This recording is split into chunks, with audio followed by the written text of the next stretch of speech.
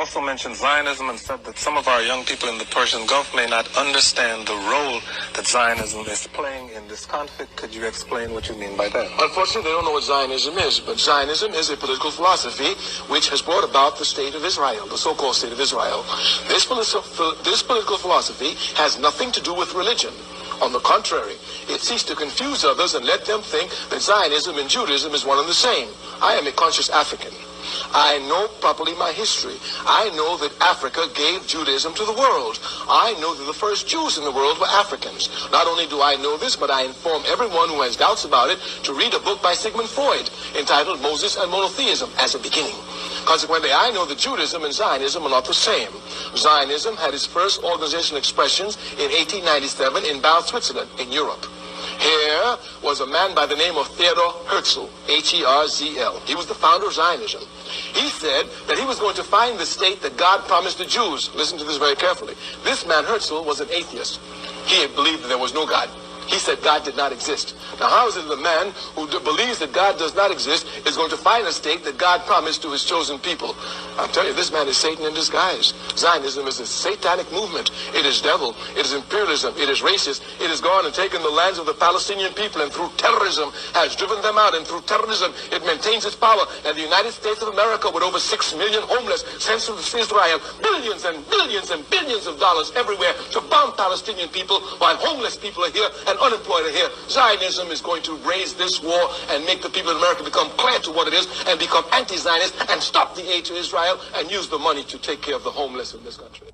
As for the Zionists, they also began propagandizing and organizing at about the middle of the 19th century and only became noticeable at the beginning of the 20th century when they began having international Zionist congresses and more or less openly laying their plans to foment wars and revolutions of which they could take advantage to promote Jewish interests.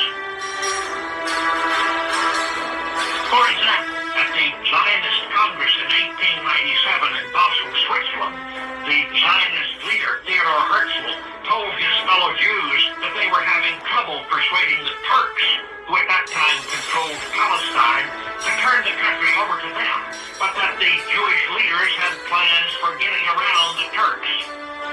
Herzl said, and I quote, "It may be that Turkey will refuse us or will be unable to understand us.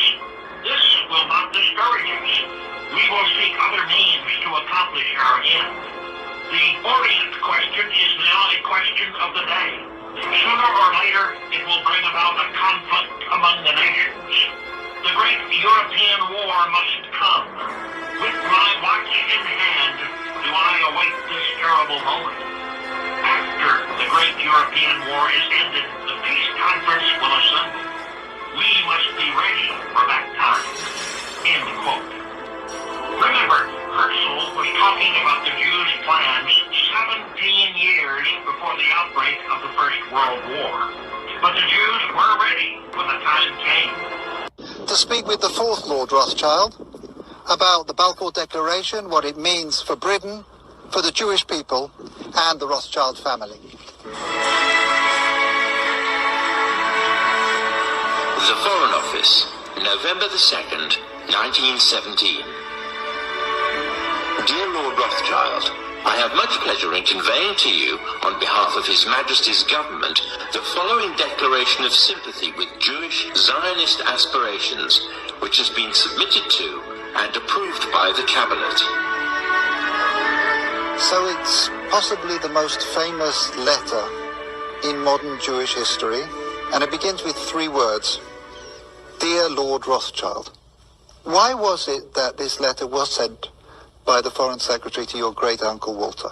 It's an interesting question because he was really interested in ornithology, although he became interested in Zionism. I think the reason was this, that it was primarily a movement from Eastern Europe, but they didn't clarify who was in charge of that movement.